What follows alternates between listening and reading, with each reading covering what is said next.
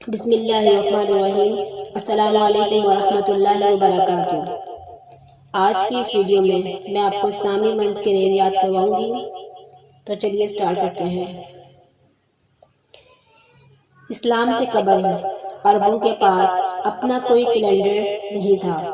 انہیں اگرچہ 12 قمری مہینے معلوم تھے، لیکن وہ وقت کا حساب اہم واقعات کے حوالے سے کرتے تھے، یعنی فلاں بات فلاں اہم واقعے سے پہلے یا بعد کی ہے۔ مثلاً عام الفیل ہاتھیوں والا سال کا واقعہ مدت بتانے کے لیے استعمال کیا جاتا۔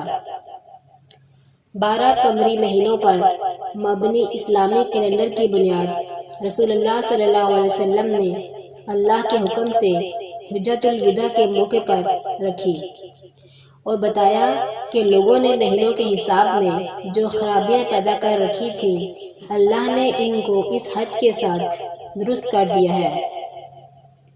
اس کیلنڈر کو آخری شکل حضرت عمر بن خطاب رضی اللہ عنہ نے دی۔ ایک دفعہ یوں ہوا کہ انہیں ایک قانونی دستاویز موصول ہوئی جس میں تاریخ ماہ شعبان لکھی ہوئی تھی۔ اس سے یہ اندازہ نہیں ہوتا تھا کہ اس سے مراد اسی سال کا ماہ شعبان ہے یا بعد کے سال کا ماہ شعبان مراد ہے۔ چنانچہ انہوں نے اپنے مشیروں سے مشورہ کیا کہ مسلمانوں کے نئے کیلنڈر کا آغاز کس تاریخ سے کیا جائے۔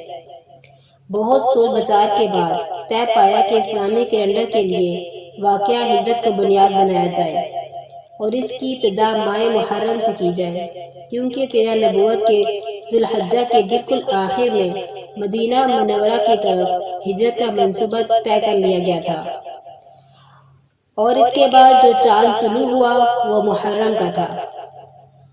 اسلامی کیلنڈر کا پہلا مہینہ محرم ہے۔ اس کے بعد کے مہینوں کے نام یہ ہیں: صفر، ربیع الاول، ربیع الثانی، جمادی الاولیٰ، جمادی الثانی، رجب، شعبان، رمضان، شوال، ذوالقعدہ، ذوالحجہ۔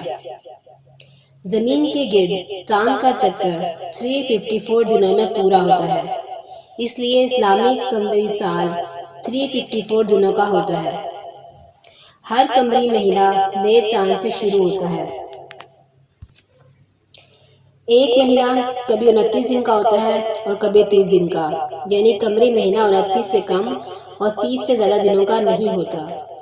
اسلامی کیلنڈر کے لیے انگریزی زبان کے حروف AH آفٹر ہجرہ استعمال کیے جاتے ہیں، جس کا مطلب ہے بعد از ہجرت، جیسا کہ مغربی کیلنڈر کے لیے AD استعمال کیا جاتا ہے، جو انو ڈومینی کا مخفف ہے، جس کے معنی ہے بعد از سال، خداوند عیسیٰ علیہ السلام کے بعد کا سال۔ مسلمانوں کو اسلامی کیلنڈر ہی استعمال کرنا چاہیے، کیونکہ تمام اسلامی معلومات کی تاریخوں کا تعین اسی سے ہوتا ہے، مثلاً رمضان کے روزے اور حج کی تاریخیں اور عیدین وغیرہ۔ اسلامی کیلنڈر: محرم، صفر، ربیع الاول، ربیع الثانی، جمادی الاولیٰ، جمادی الثانی، رجب، شعبان، رمضان، شوال، ذوالقعدہ، ذوالحجہ۔